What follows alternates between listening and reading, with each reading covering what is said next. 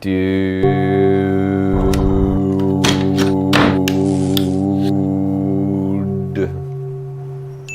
you are getting well. Hello and welcome to Dude, You're Getting Well. This is a very special episode because if you're not watching live right now and you're just listening later, I want you to know that sitting right next to me is my favorite person in the world. My wife, my partner, Cassie Fireman. Aw, thank you. I'm so excited for this. I know, I can tell. I've been doing this You're show being very cute right now. for 2 years. This is our second season. I've never had Cassie on it, and I'm just so thrilled. We're both like, I'm sweating. We're Are both you pretty sweating? nervous. Okay, I'm kind of sweating too, to be You honest. said you're nervous, I'm right? like a hand sweater, and as a massage therapist, also, which is what I do. It's a weird combination. Yeah. But we're not going to talk about that anymore today. Someone gave me a heart. Thank you. I And appreciate if that. you're Are listening you also a live, hand sweater? Okay. if you're listening live, thank you so much for Thank listening. you. Thank you for being a part of this. Please ask us questions. We are Yeah. here to literally answer anything that you could think of. We want it all. Bring your realness, bring your truth to this, bring your authenticity. We want to be a part of it. And so I'll have the comments available if you're listening on Facebook or YouTube. You can just go into that little link to be able to leave comments there. And we're also live on Instagram. And so I was saying, I'm pretty nervous. I'm Take a like, deep breath, I'm honey. shaking. And I think it's because I just care about this so much. And it was important for me to have you on the show. One of the biggest reasons today is that you are launching your new single, Time to Go. Yes, I am. It comes out today. As soon as this podcast is over, actually, I'm going to go publish it live on YouTube. So what please time? check it out. That's going to be 3:00. Okay, so if we you're need to be done by then, so I can literally go. okay, so it goes live at 3 p.m. Yes, it goes Wow. live at 3 p.m. Well, we Time to better go. finish on time. So, but let's just, Well, I tap want to in. say I'm really excited about it. Yeah, we're going to get there. You can trust me as Okay. your host to really guide guide us. you. Yeah, I'll take care of you. And All right. well, this is I'll a try my best conversation. not to take over. This is a dialogue. So Okay. this is great. If you're and so Cassie, I love this song. This is a really incredible thing. We're going to be talking about Cassie's new single, Time to Go. We're going to get deep into it. We're going to talk about music. We're going to talk about marriage, our marriage, and marriage in general. We're going to talk about miscarriage for the first time openly, publicly together. And we're also going to talk about miracles and healing. Yeah. I'm so excited. Okay, so I want to take you back. This is something I do with all of my guests, and I want to get to the root of your story, and we want to learn like the nitty-gritty and the juicy stuff. And then we're going to bring us back to present to share the song and everything. Okay? Does that sound like a good plan? Yeah, I'm a little nervous. And then we have Do you some have really questions? fun questions at the end. Okay. Yeah, All this ain't right, my here we first go. rodeo. That's Okay. right. I gotta catch up. So the first question is, where did you grow up?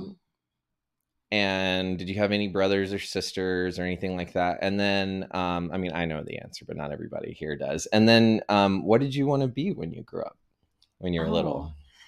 All right. Well, my dad was in the Navy, so we moved around a lot. I lived in Hawaii and Washington and California and then New York. I've lived in New York forever. I guess it's been like 15 or 17 or maybe 20 years. I don't know. But yeah. And then the second part was... So, but you were born in... I was born in San Francisco at the Children's Hospital at 5:45 a.m., I believe. Wow. Do you know your sign in your birth chart? Yeah. Actually, this is exciting because I thought I was... well, I didn't know what time I was born because I couldn't find my birth certificate like forever. And then my mom found it one day and she was like, oh, look at this. And we found the time. And it was like 6:45, whatever. I put it in one of these apps, these astrological apps. Right. And it rocked my world because I thought I was a Gemini with a Cancer rising. And it turns out I'm like a double Gemini. So, Gemini is already like two people. It's like a twin. Yeah. Okay. It already has two. So then you do that twice. That's, that's just math. So the next question is, no, what is it? Which one am I speaking to? Oh, wow. Yeah. So, okay, that's nice. Well, one of the things we do in our relationship is can I jump in here real quick? I mean, sure. All right. You asked me which one. So we have names when our characters come out and we're frustrated or fighting. We're just like, our shadows. Embrace it. So I have a character named Tina. She sings a song in our band called If I Cared. It's great, right? And our band is Dirty May, and we have a new album coming out. We do. This year, which we're waiting to release after your singles, of course. Yes. And If I Cared is going to be on that album. Yes, If I Cared. Well, I don't call my mama like a good girl should. We can really just jump in there. But that's not what we're here to do today. Sorry to stop you. I was thinking, wait, is she going to sing the whole song a cappella right now? No, but unless just somebody wants that. Would you like me to sing that? Well, as the host of the show, I'm going to keep it moving. I just thought I'd throw a little fire to see if people are awake. That was really fun to be able to say that to you right now. Okay. So, and then my shadow character has been named Benicia because Benicia. She is so fierce sassy. and sassy. Yeah. And speaking of sassy, that was your nickname as a kid, right? Sassy Cassie? What the heck? I thought we were going to talk this about show's my about song. you. He's just like, I know. I'll just ask you all these embarrassing questions about your childhood. Well, you never... Yeah, in high school, I got the nickname Sassy Cassie. Okay. I still don't know why. I don't think I'm sassy. I think I'm Are any of her friends here? Could they just clear Amy this Badger up? knows as to why. I think it'd be... And Casey. I don't get You're getting lots of hearts right now. Hello. Who is that? Is that Matt Badger? Welcome, everybody. So, Cassie. Oh, it is. Okay, you should know about Sassy Cassie because I lived with you. I lived with you and your sister. Oh, well, Cassie, what did you never told us what you wanted to be when you grew up? Oh, yeah. So, I had... So you were in San Francisco, and then where'd you move after that? To Hawaii. Yes. So you were until what age? Till like 10. And then I moved to California. Wait. So you're in Hawaii till you were 10?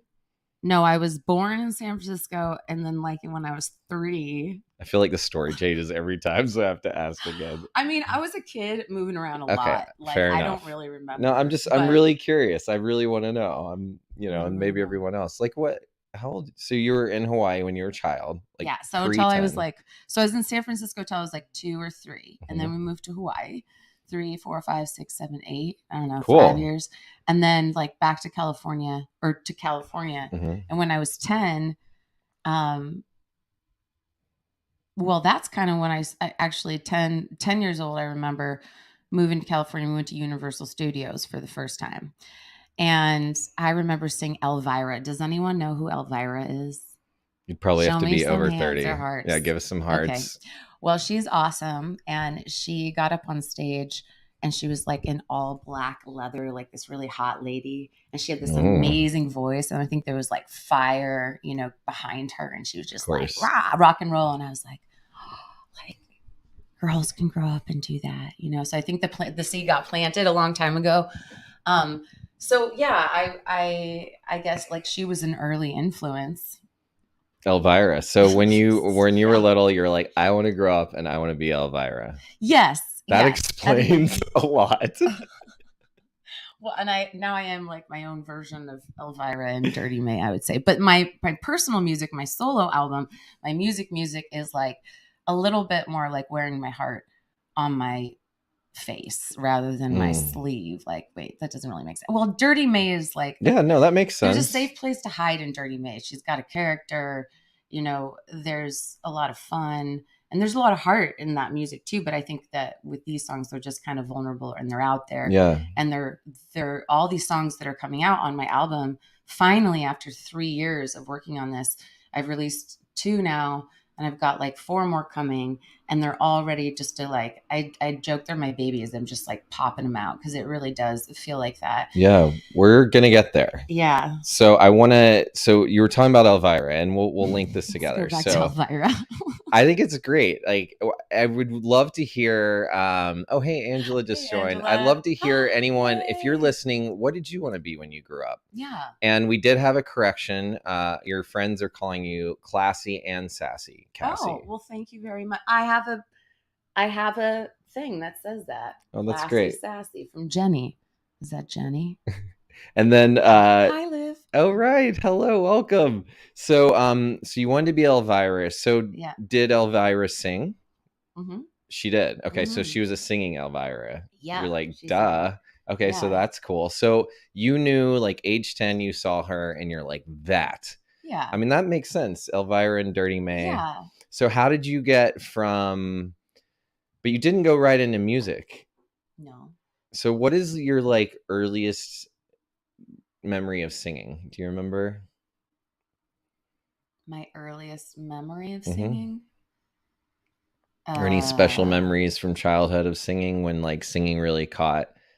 I mean, aside I from Elvira? remember singing in the shower and like my dad being like, "Shut up! I'm trying to take a nap." But I love you, Dad. It's all good. We good now. But I don't know. I would say, I mean, I had a lot of influence at my youngest moment. I do have this moment of like being in Arizona. I think it was like a family trip with my godfather. And he never was really annoyed when I sang. Is that Bob? Bob, Bob yeah, is a Bob, character. Bob Gomez. Bob, if you're out listening, there, listen, hey, listen buddy. to this. He told it's all your fault because he told me I had a good voice, and I don't know if I did or not, or if that was true. I was probably like 7. Yeah. But there was just something stuck, and I've just always felt like I'm always making up songs around the house ever since I can remember. I'm always working out stuff through melodies and rhythm, and when I'm on walks, you know, I have a lot of ideas and a lot of things that want to come through, and I just think that's like how I process things that feel challenging. Yeah. So particularly through movement, particularly through sound. But you didn't always do that because I remember you went to always do school for communications, right? Yeah, I worked in advertising. I had a very fancy, classy job at a advertising company. I was miserable. So if you wanted to be Elvira, how did you end up choosing advertising? Like, where did that go? I think I just like, I mean, I have been trying to avoid doing the things that I love in my dreams, I think, for a long time, especially in college when I thought, you know, I was always taking all this theater on the side and dance on the side and like also majoring in like communications and psychology and just trying to, you know, make it with something that will pay better. And I just was really miserable. So I ended up quitting that job and going to acting school. Actually, I auditioned to be in the New Actors Workshop, which is a 2-year conservatory program founded by Mike Nichols, who is now passed. But incredible director. That's really an honor and prestigious. Yeah, that's really cool. Yeah, he's so amazing. The so you said like you really tried not to avoid your dreams for a while. What was that like? Like, did someone tell you should do something different, or because I'm sure a lot of people can relate to that. It's sometimes scary to go after your dreams. Yeah, like, am I going to be able to afford this? Like it almost like sometimes, am I allowed to do this? Is it okay that I'm an artist? Is you know, yeah. I mean, there's like self-doubt and, you know, questioning still that goes on. But I think at this point, who I am now just feels more at peace with what I'm doing, what I'm creating, and who I get to connect with in the process, you know. Thank you for sharing that. Do you remember like when you decided like I'm going to do what I love now? That moment when you said you hated your job and advertising, you went there. Do you remember when you're like decided that I'm going to pursue my dreams? Like, what was going on for you at that moment in your life? Well, okay, are we just gonna get into it? I guess we're gonna, okay. I mean, you don't have to, but I was recently divorced. Actually, I was separating from Kuro, my ex-husband, who is a bullfighter from Venezuela. Hey, Coro, if you're listening, we all friends. So Hey, it's good. Johnny Ortega. um, Yeah, you may. I mean, that could be like a what yeah, record no, scratch for some of us. we've all, time has passed. Wait, And wait. So you went to a? Can you? I I'm just saying, you flew. just dropped some stuff for people who don't know you. You're like, I was married to a bullfighter for a while. So can you just tell us, like, did Okay. we miss something in between the advertising and acting? Like, how did you get to the bullfighting? Oh gosh, you're just backing it up, Chris. Just whoop, whoop. Okay, so now we're back in. Well, I went to study abroad for a year in Mexico, and I fell in love with a bullfighter, and ended up moving to Spain, and like moving back to San Diego and getting married, and it was a fun, kind of short-lived 2.5 year adventure. Was that Elvira I was in inspired? college. I was in college then, actually, Yeah. and I was trying to navigate through a really challenging relationship. Mm. Actually, it was. I mean, there was a lot of passion, but it was just so unworkable for so many ways. And I have a lot of compassion for who we were back then. But man, that was a wild ride, and it feels like I lived a whole nother movie, in my life. Yeah. But so I had a flair for the drama, as you can see, Well, can I marrying ask the you something about bullfighters. that? What? Yeah. So I mean, on the show, we're talking about how we turn our pain into our purpose. And Yeah. what do you think was the greatest lesson that you took from having been through that incredible adventure and through Yeah. a marriage with another person? I mean, that's something I don't have prior experience in. So what's your question? What do you think was your biggest lesson that you learned from that? Oh, the biggest lesson I learned from that experience was that at that time I think I didn't know how to say no, or Hmm. how to say no. I would say yes to things that were actually not what I wanted. Wow. So I think that led me down a whole path. And um but I find that, like, when I'm doing the things that I love and that nurture me and bring me joy, like music and being in nature and connecting with people, um, I have less of a desire to, uh, I have less of a desire to destroy or destruct, or um, find other things to create uh, drama or focus attention on. But when I find that I'm nurturing myself in certain ways, that my attention is just really wanting to keep going toward what is center and forward on my heart. And when I'm in that place, then I know that this is like the highest connection, and that this is a space that feels safe to keep feeding and keep nurturing it. Like it feels true. Wow. And I think it's like saying goodbye to that marriage, as much as I'm so grateful for it. As we've shared meals together, we're all friends. Like, I mean, that I learned so much from that relationship, and like saying goodbye to somebody that I loved very much at that time was incredibly painful. Hmm. Um, but yeah, so essentially, I mean, I noticed that when I nurtured my art and my music, like all kinds of things got better, like my sleep and my back, and how I feel on a day to day basis. So I guess in the past, I never really honored that or appreciated it, or really listened to that voice of me. Because I think I was coming from a context of it just being like, if I can't be the best, why do it all? Or you're too old, or you're too this, or you're a fraud, or like whatever the hell it is. But the truth is that it's medicine and it helps me live an actual, more healthy and happy life. So Hmm. it just became easier over time to say yes, because to say no and keep pushing that down, it felt terrible. Like, absolutely terrible. Well, thank you for sharing that. So I hear that actually, like, pushing your dreams down, it started to have a cost on you and took a toll, and Yeah. that you really started to say yes to that. And I met you at sort of an interesting part of your life. We were both going through a period of recovery and sobriety in our lives, and finding center and self care. And we met on the dance floor, and I will never forget that feeling of, like, just your energy. and being with that and being electric. And Cassie was talking about being a double Gemini. It turns out I'm a double Scorpio. What the heck? So that's been fun. I still don't believe you. It is. I'll show you the chart. And we kind of have a fun joke about being twin flames. Cassie hates when I say that, but anytime she's like, "You're too much," I'm like, "Twin flame." But it's one of those things that when we met, I was actually trying to be single. We had both come out of relationships, right? And really trying to focus on my self-care too. And I was out with the boys that night and getting my like femme on and in the club and dancing and really feeling he was in my body. And I found it so cool that was the part of me that you were so attracted to. And I felt like for once in a relationship, I could really be myself because I wasn't worried about my sexuality. You're welcome.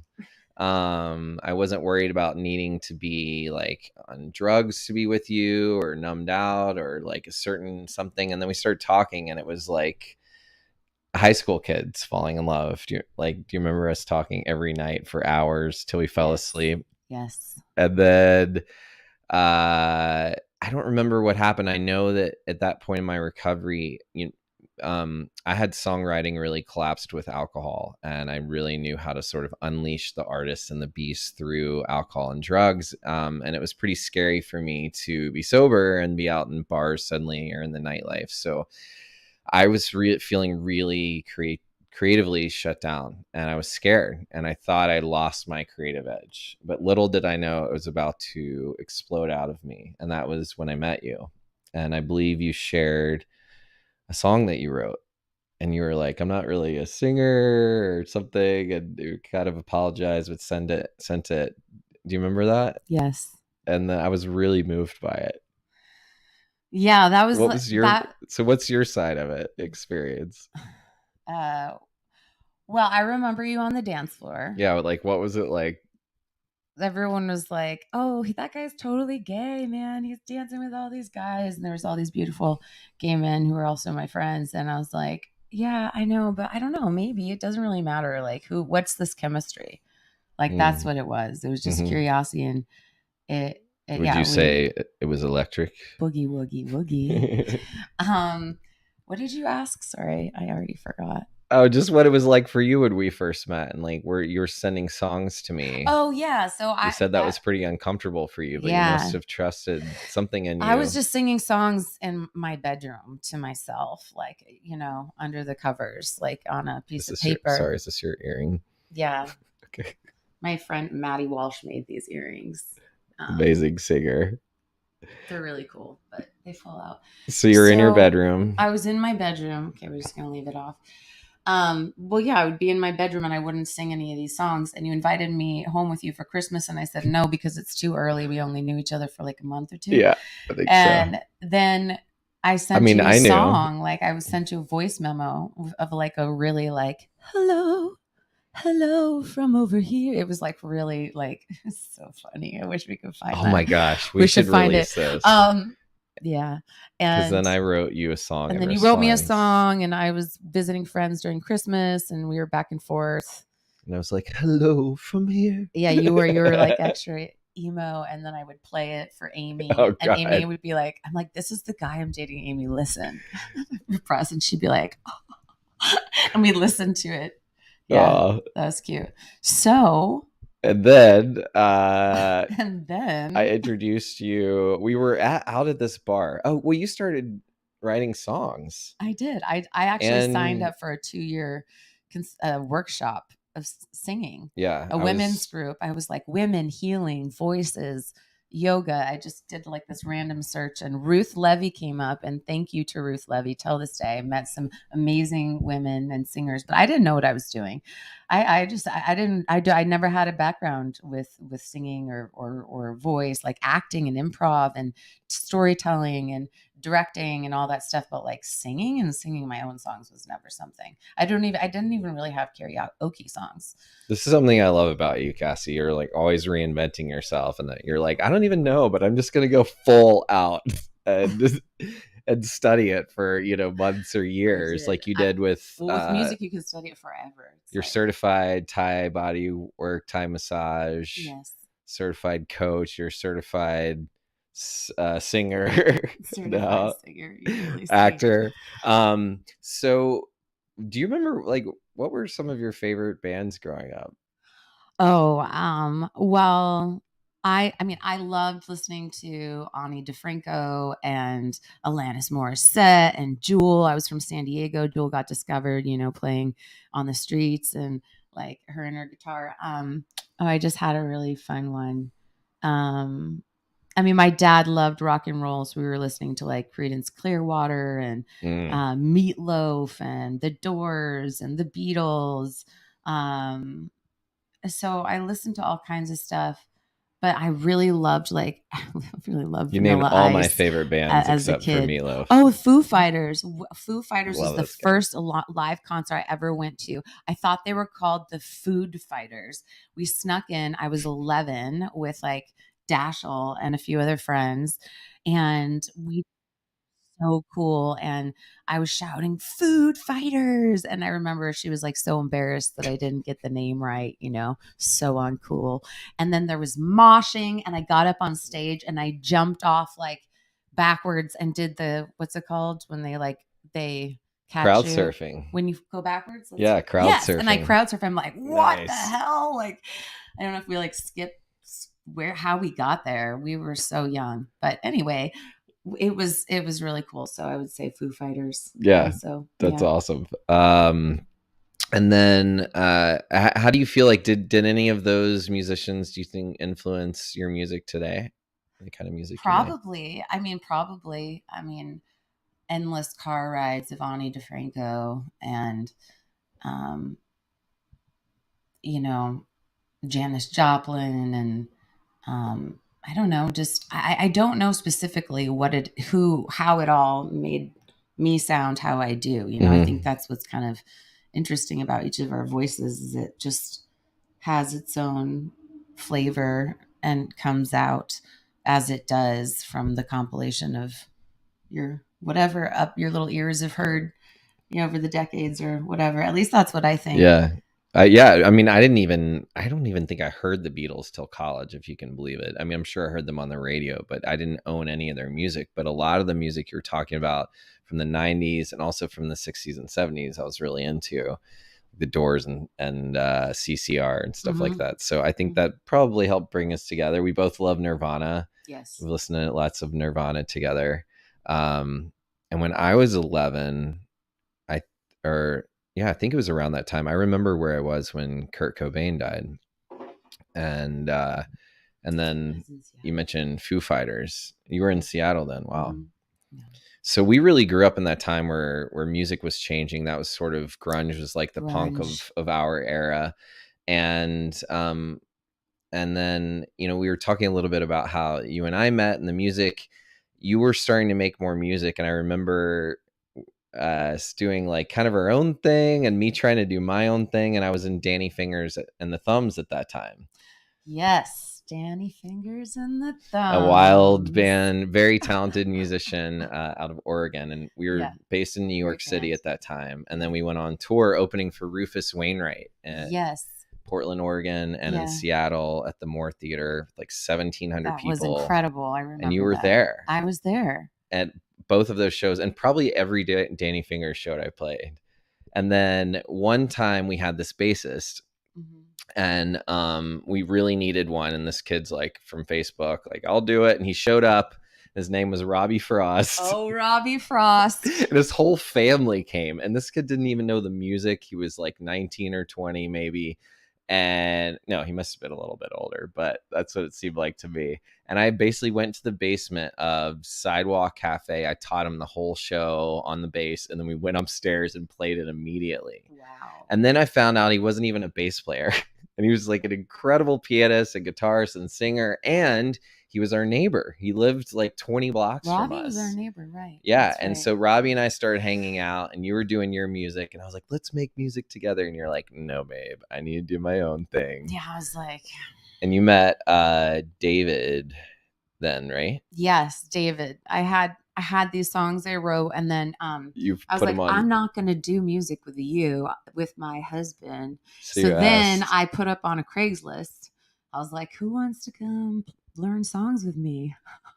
And then this guy David responded, and he met me at this coffee shop, and I went over to his apartment, and luckily he wasn't a psychopath and didn't kill me or anything. And Yeah, luckily. we're great. He was amazing, and he had music, and we would just talk about music, and he had a recording studio, and we would go to shows together and all that stuff. But then, around that time, I remember we were at a party and I met this woman. She's like, I booked shows. And I was like, oh, well, my wife's a singer. And you're like, what? And I was like, you're a singer. And she said, well, I booked this festival. What does it, Make Music New York? And you said yes. And then you started an entire band. And I was really impressed. I did. You're like, I'm going to do this. Well, I signed up for New York City Rock Band, which I highly recommend to anybody who has any interest in, like, it's just like your whole life. You're like, if there's one thing I could have done is join a band. Seriously, check out New York City Rock Band. It's like School of Rock for adults. It is, really, and it's just so rad. Because I was at this point where I was like, geez, I need to get these songs out of my head and out of my bedroom and out, and I want to I need to push. So I signed up, and it was the greatest thing ever.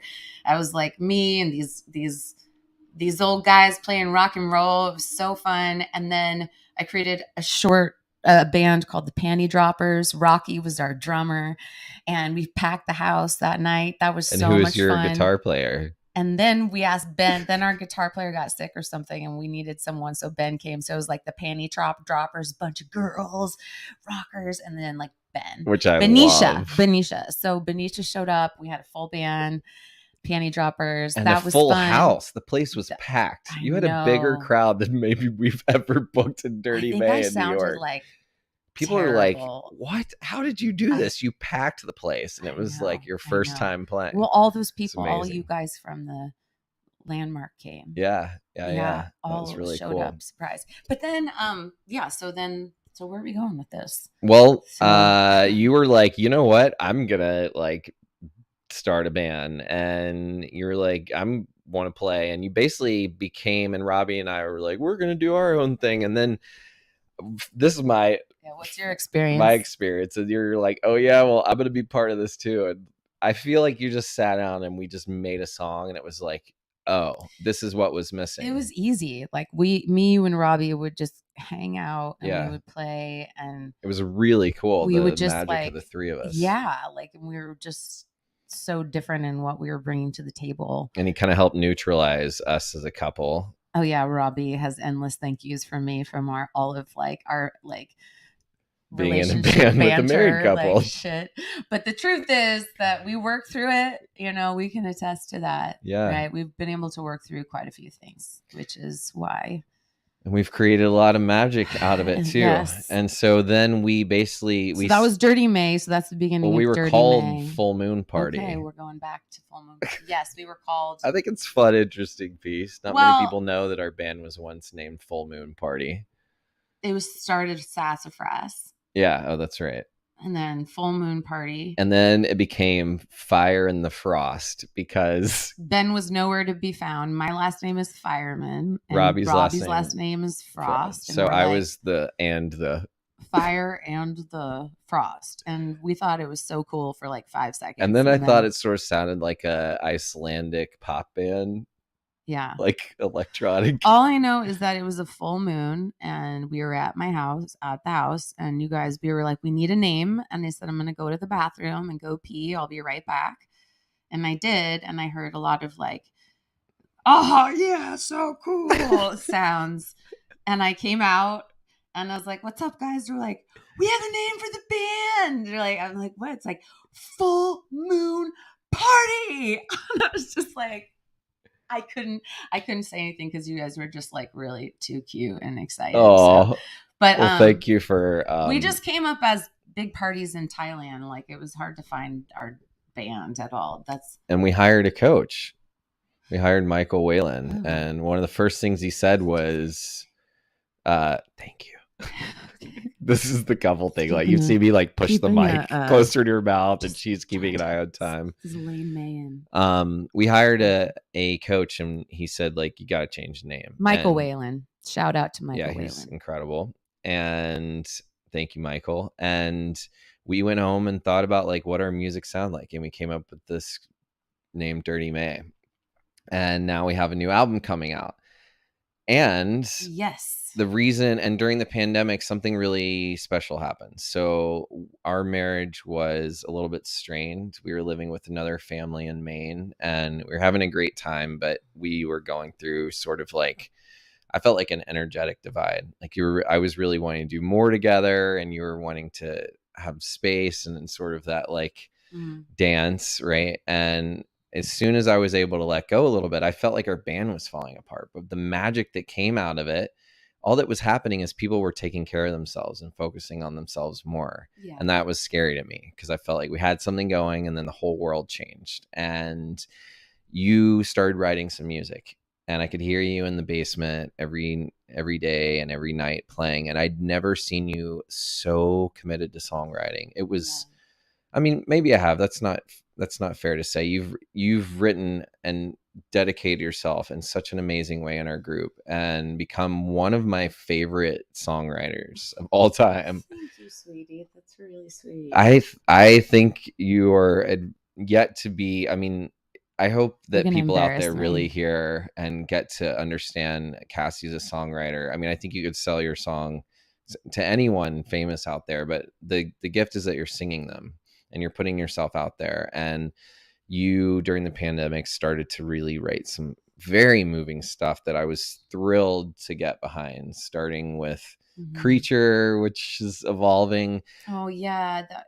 And then you wrote some other songs and put together this whole team, and started to birth some amazing music out of you. And it was something that, even though like I was hurting or we were going through a tough time, when I could hear you singing, like I knew you were okay. And it made me happy. Oh, that's really sweet. I don't think I've ever heard you say that before. He's never said that before. And it's true. So I wanted to give you an opportunity to talk a little bit about what it was like to start writing solo music, to start kind of like not separating from the band, but really growing. Would you like some water? But really growing into your own thing, into your own brand as an artist, growing into solo artists. So can you tell us a little bit about what that was like? Yeah, thanks for bringing that up. I think we had kind of hit a hard spot in our marriage, and a lot of things were changing in the world, and we were trying to make sense of what was going on, what was happening between us, and space was kind of like the only thing that made sense at the time. And I remember Eric, our trombone player, and we would like fight over the basement space because he'd go down there to make music too. But yeah, his mom, I think, gave me this like little guitar, and I restrung it left-handed so I could play it. I restrung it for you. Oh yeah, you restrung. That's okay. Yeah, I remember that I did it, but well, I really wanted that for you. Okay. I wanted you to have that experience. Hi. All right. Yes. So, you're in the basement. I was in the basement with the guitar. Yeah. So I think going down into the basement and like just writing whatever was on my mind and finding chords and just playing it over and over. I would just be down there for hours, and it just gave me a lot of relief. And I remember I was trying to record this other song, and everything was breaking down, and it wasn't quiet enough. And it was just like technology, like everything was just not working. And I was just like, screw this, but I needed something to like focus on. I needed something to kind of get me through. And yeah, music and writing these songs really did that. And I think, a key moment for me was shooting that music video in the woods. We'd go out into the woods, and you came with me, and you've just been so supportive of me every step of the way. Like really, he like flew out to LA with me. He was in one of my music videos, Chase, as Spider-Man. We've just been through a lot, like, together. We do a lot of stuff together, and we Mhm. do our own thing as well. But I think that this really helped me to discover my voice in a new way. And I think whatever wanted to surface was just like being allowed to surface down there. And I just feel like, yeah, they came out in the songs that are on my album. They're personal. They are the medicine that I didn't know I needed. And it feels really good to just be out about it and sharing and Yeah. connecting with people who resonate with the music. And I've got like some cool workshops and retreats coming up, and I'm like really excited to just like be with people. And I find that when I'm heard and seen and understood, that is the healing in of itself Hmm. sometimes. And yeah, so living there really gave me that opportunity to create this album, and to feel like really empowered in my own craft also, so that we have the band, but this is also a different expression, a different side of me. Yeah. And I think that we, as humans, we are, multi-layered beings. And And you this know music has inspired our band yeah. too. I mean, I want to add electronic into it, and we're growing. Yeah. And um, Jenny was asking about the Big Red video in the woods. So no, Jenny, that is a great music video, Big Red of Dirty May. But this is actually another video we shot that I don't. Did It you ever might. release it? I did. I released it. I never. Um, it just. I think it got lost in the woods. But if you go, it's got about 500 views from years ago. So if you go to my YouTube, you can probably find it. And I taught It's Cassie myself how to Fireman. Is it called Creature creature. Yeah, or creature. Creature Song or It's something called like that? creature. Mm-hmm. Okay, so you can look that up.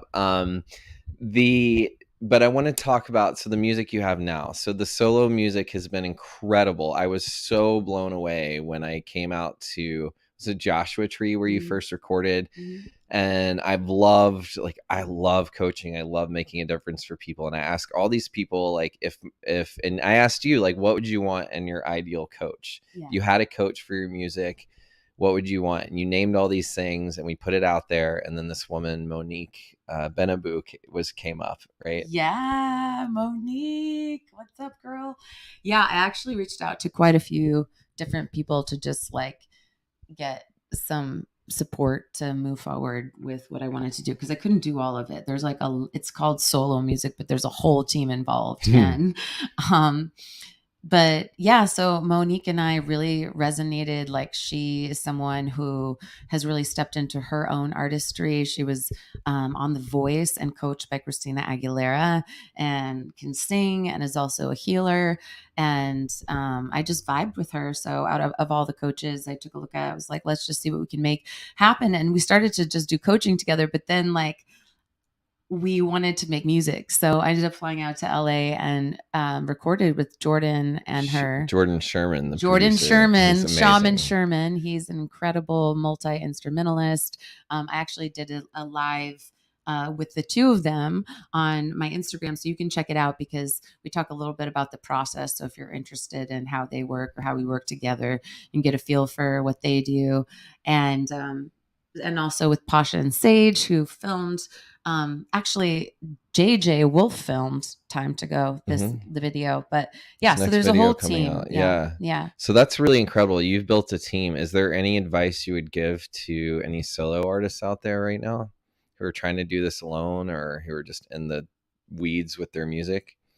That's a great question. I think it's fair to say that all of us are still figuring it out, that there's no one right way to do it. As Michael Whalen once said. And I think that if try to stay connected to the heart of it, and, try not to get lost in like, did I get this many likes, or like, like the all the heady stuff that keeps you from actually making the music. And I think having an accountability partner, just someone else who's another artist who might be feeling like they're in the weeds too, and just to carve out a little bit of time and to feel into what it is that you want to communicate or express. Like, there's a lot of different routes you can take inside of music, but what fills your soul the most, like what feels the most important to express, and that's going to look different for everybody. And that's really been my journey, is that, you know, no one's gonna, I'm not sitting here waiting to be discovered. I'm an artist, and I need to create, like, for my own happiness, and I want to do it with people that I care about and that I love and that resonate with the things that I have to share. It's really as simple as that. And I think that when we learn to really care for ourselves, that's one of the best things that we can do for the world. And when we can meet in that space and really create a foundation to feel supported, we can jump as high as we want, you know, from there. Wow. So that's so beautiful. That's great advice. I hope you all hear that and practice that. So you have this new, for those of you who don't know, we've been running an annual retreat for almost 10 years called Balanced Guitar. And we've done it in Costa Rica, which is one of our favorite places. And Nicaragua and Panama, but mostly Costa Rica. Yeah, which is a place where you actually got a plot of land last year. I did. And we were there, and I felt like we stayed after the retreat and both had this amazing soul-filled experience. I was surfing all the time. I was booking lots of jobs, coaching and acting. And then you were just writing, and you were out on the rocks, and you had created this song. And we met JJ Wolf there. Yeah. And you and I decided we wanted to have a child. Yes, we decided that we wanted to start trying to have a child.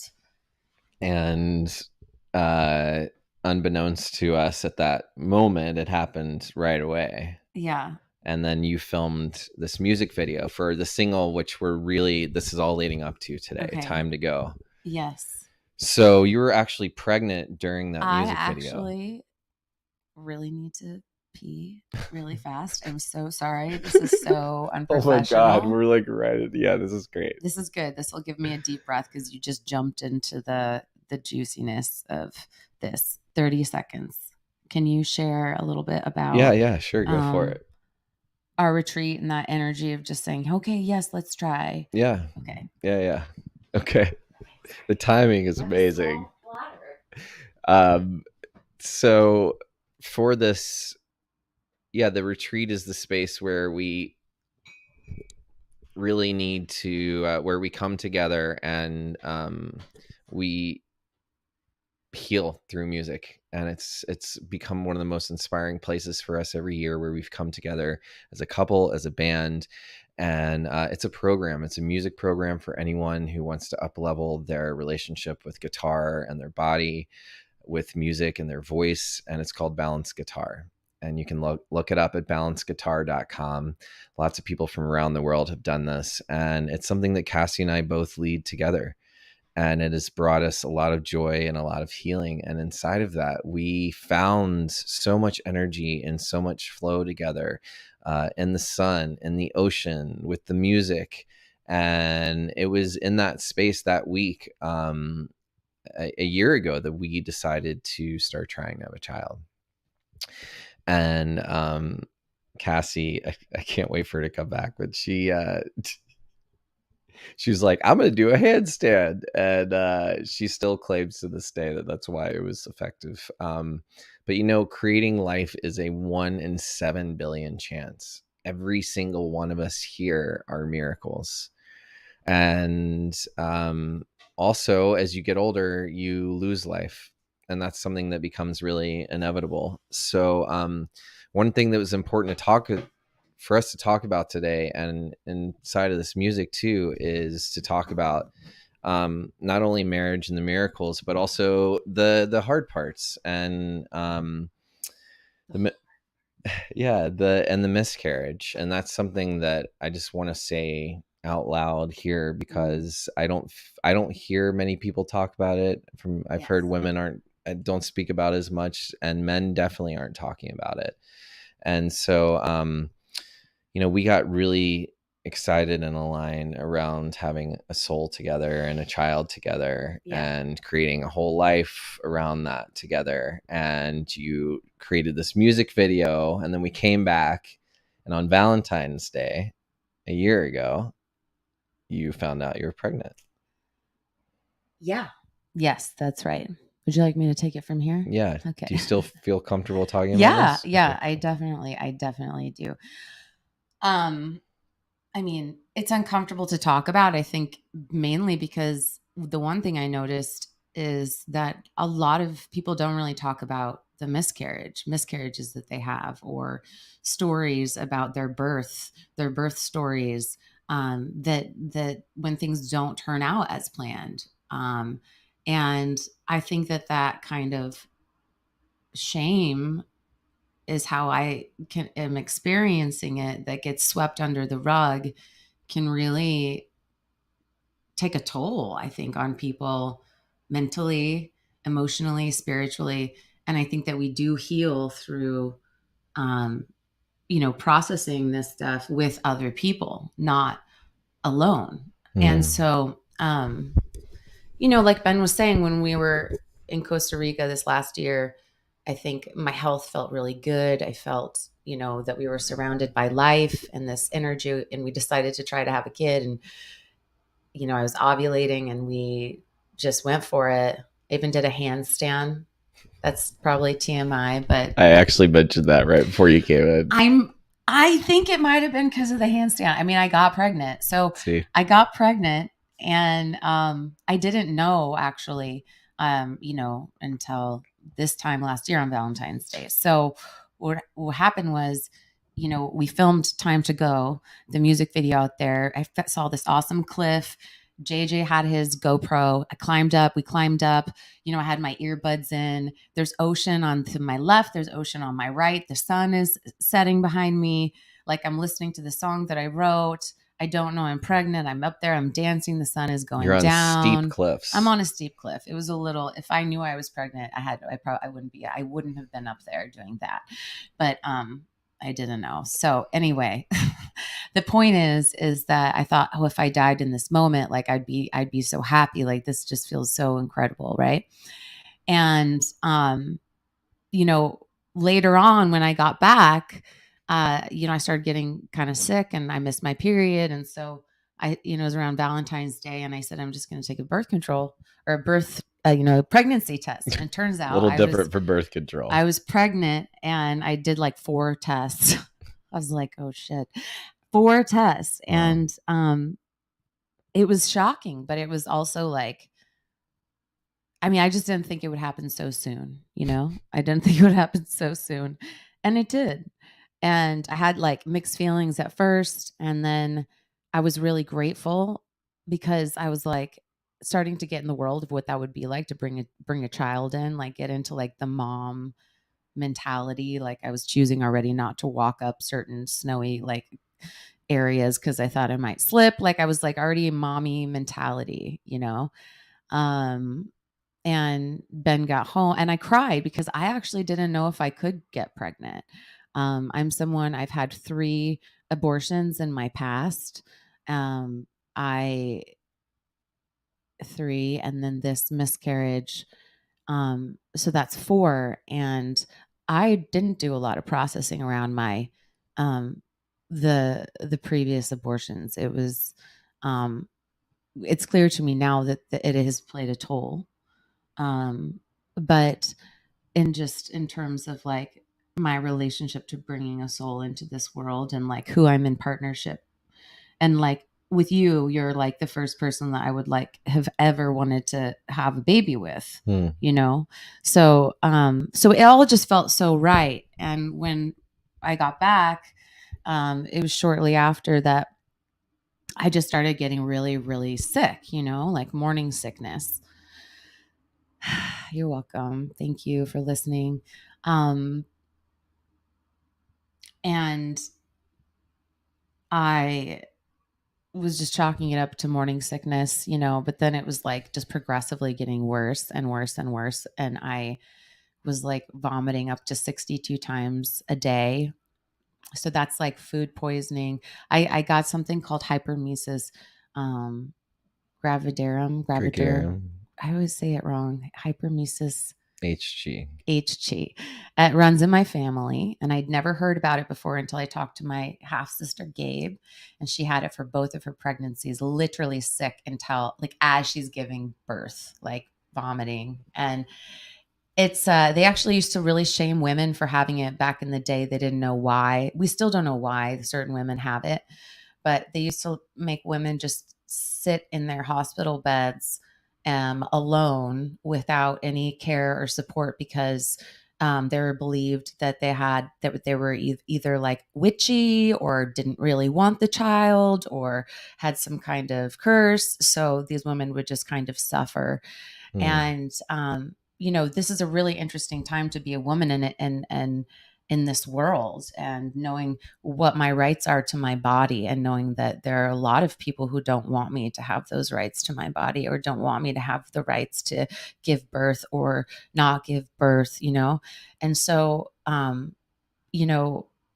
this miscarriage that happened, I want to share a little bit more about it, but I really do think that this experience has opened my eyes in so many ways. And I think so many people go through their own very personal and unique struggles and experiences. And I really do think this stuff can make us stronger. And I think that this experience that through why it's been really, really painful, it's brought us together in certain ways. Like, being so sick, like I had to move really slow. Like I couldn't do a lot of things. I had to ask for a lot of help. Like, and you got to show up for me as a partner in this really intimate way that was really hard, but it was really sort of beautiful. Yeah. And we were on this sort of like path together.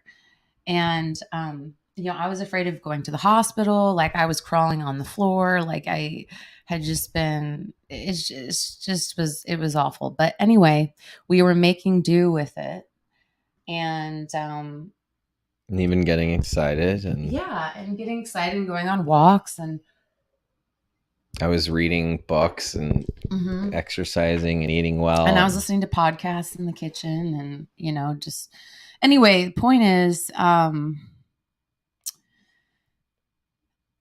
I went to check the heartbeat. We had our first ultrasound, which it happens about like 10 weeks or so. And we went in, and I remember there was an intern working, and I had to pee so bad. A small bladder. I drank so much water too, because they tell you to drink a lot of water, So an ultrasound is when they put like all that gel and they try to see the baby in there. And she couldn't find anything. Well, she found the baby, but she couldn't find the heartbeat. And I think I even made a joke like, I hope there's a heartbeat or something, like as I do when I'm uncomfortable, trying to make things more comfortable.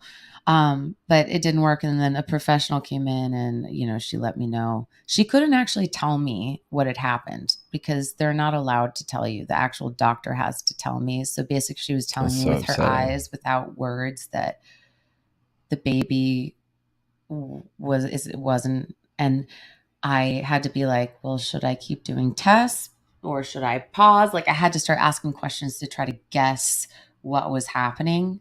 And then I had to go home. We waited all day for the doctor to call. And when the doctor called, they confirmed that it was, that it had just stopped developing.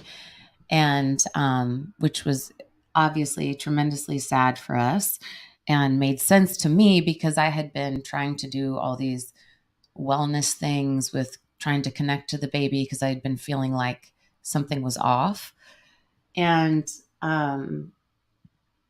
anyway, so when we found out that Moon Ranger, Josh, Cam and Cam named our little baby our Moon friend Ranger. nicknamed it Moon I always Ranger. Joked it felt like I had a little alien in my belly. So when we found out that Moon Ranger didn't make it, they had also told me that the fetus had been in there for about 2 weeks and that it wasn't coming out.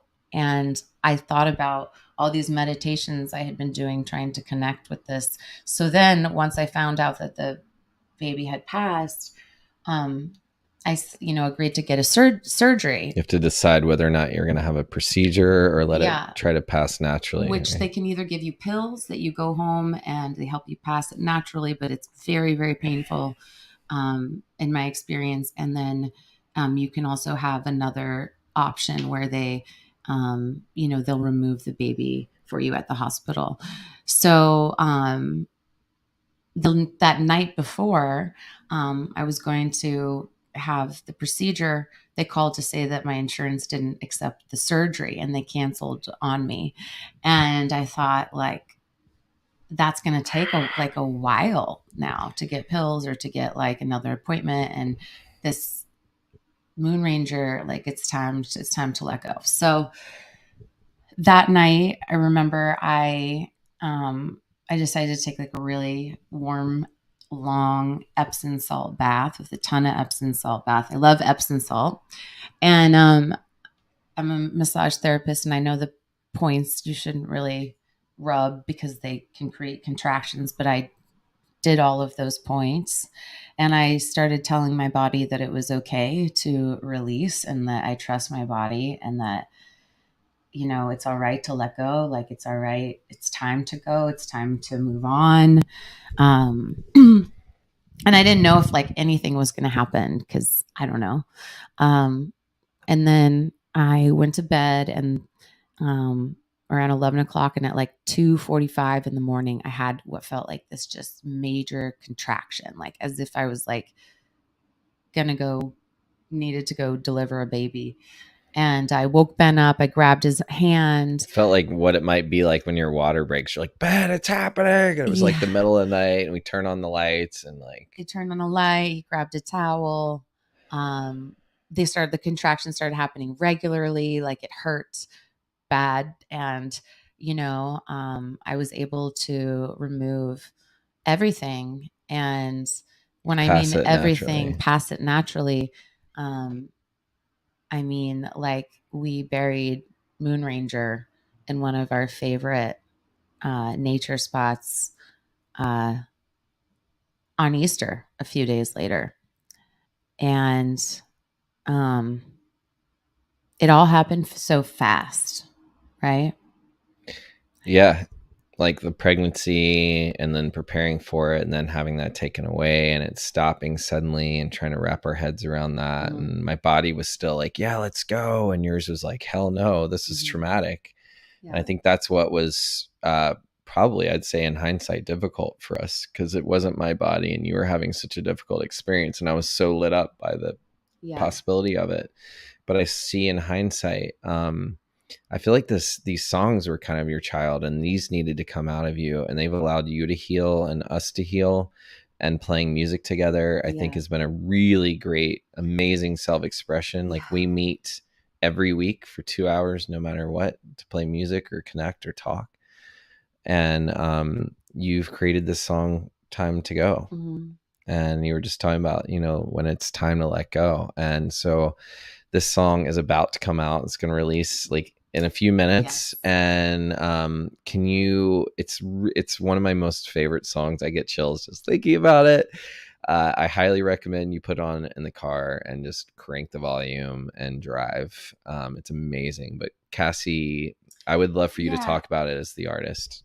Yeah, thanks, babe. Yeah, I would say I think one thing that's popping in my head right now is that this amazing woman was teaching a drum workshop, how to make your own drums, and she has had decades of mentorship with natives of the land and brought in hide, and we made our own drums. It was a 5-hour workshop, and I was one of the only men there. Yeah. It was amazing. We engraved Moon Ranger on the rim of our drum, and we had to wait like 2 weeks for this drum to dry before you can play it. But on a full moon, we activated the drum over our fire, and the drum represents heartbeat. So there was something that really came kind of full circle, just in remembering that all cycles of life are to be celebrated, that there is wisdom, and things to be learned, and all of the microcosms of experiences inside of other experiences. There is no one or right or wrong way, and there's no shame in this. And I'm very proud of my body for really working with me consciously to let go and release when I asked. And I have no idea why or exactly. I don't have answers for why things happened or turned out as they did. I know it's very common for a lot of women to have miscarriages, and what I would say is it doesn't have anything to do, with you. And I mean, there are ways to be when you're pregnant and things to do to care for yourself, and to protect your baby, but not everything can always be explained, and that's really what I'm pointing at here.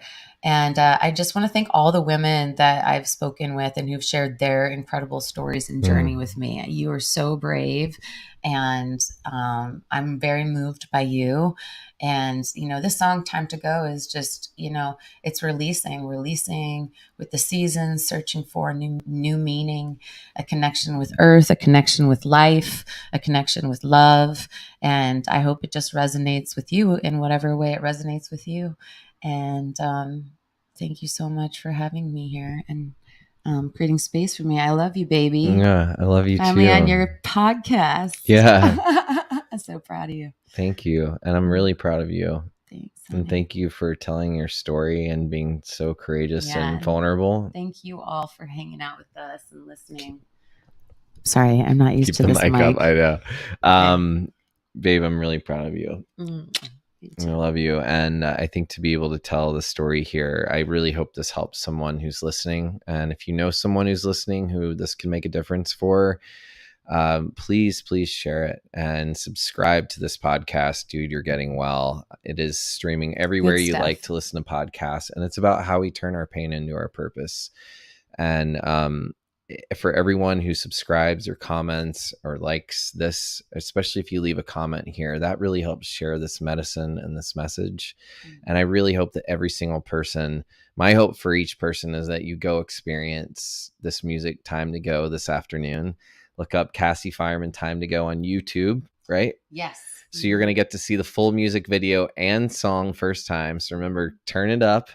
And I have a few closing questions for you that are real quick. Before we go, I ask every guest. Alrighty. Okay. First, if your life were a Hollywood film up until this point, what do you think the title of it would be? What would you call it? Hollywood film? Thelma and Louise just popped into my head. Okay. No. Great. I like first thing that comes to mind. Thelma and Louise. Awesome. And also Free Willy. Okay. Free Willy. That's a good one. Okay. And then if your husband, aka me, were to name that film of your life, what do you think I might name it? Of my life? Mm-hmm. What's that lady? That show we watched. She has all those different personalities. Oh, the United States of Terra. Terra, yeah. That's great. I think you would think that of me. Okay. If that like with a sense of humor. Yeah. Well, she has a great sense of humor about it too. I'm like itching your mic back. No, I'm itching your mic towards forward. You. Okay. Okay. And all right. Well, we got hold on. Okay. Yes. Sorry. I'll let him be in charge. What's up? And if if I lost my train of thought. Cassie. What? Oh, Adventures in Babysitting. Oh my gosh, that was that whole good one. Okay, so if what's your favorite curse word? Fuck. And it's like I'm nervous with you. I'm blanking on my favorite questions at the end of the show. Okay, so the other thing is okay, I remember now. If you could, is there anything we didn't talk about that you wish you had said?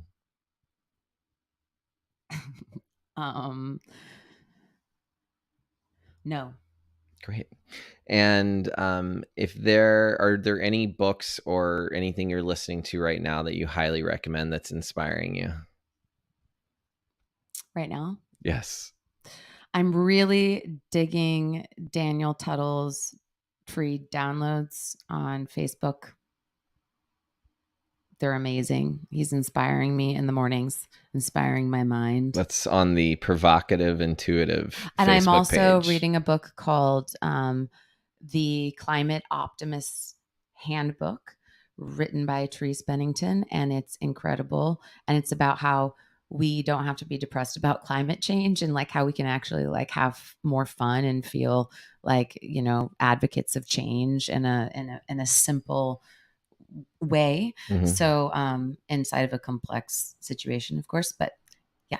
So the Climate Optimist Handbook by Therese Bennington, and we'll make sure to attach all of those on here and in the show notes, because this is going to be coming out, this episode, live everywhere you stream podcasts in about a week, so you can listen to it again there, share it with your friends, and subscribe. And Cassie, before we go, the last final question I have for you, yes, is if you could give the world one gift today, what would you give us? I would like give everybody that that that exercise where you look in each other's eyes and you just like see each other's soul for like 2 minutes, and everybody's like, oh my gosh, and you just feel like so much love. Like I would want everyone to just like have that feeling today. Beautiful. And if everyone had that experience of being with each other in that intimate way for 2 minutes like that all over the world, what do you see us doing? I think we would be way more present, and that there would be more joy injected into those moments of just like being here and now with people. So beautiful. Well, thank you for being here now with me and with everybody listening. Please go check out Time to Go by Cassie Fireman on YouTube. It will be out in how many minutes? When does this release? I'm going to release it in 10 minutes. Okay, so check it out in 20 minutes. In 20 minutes. Ben, no, I have to, because there's actually, this would be a good time to acknowledge, I can't remember who's interviewed. There will be some press coming out. Ochi Magazine did a live yesterday. That was yesterday. And you've got some more coming up thanks to... So in 10 minutes, I will release this song. All right. Time to go. So that means it's time to go for us. It's time to go. And Cassie, can you look at the camera and give us a dude, you're getting well? Which one? This one? This one. Dude, you're getting well. Oh my God. That's my impression of you. Thanks. So bad. Okay. Thanks for listening, everyone. We love you. Don't forget to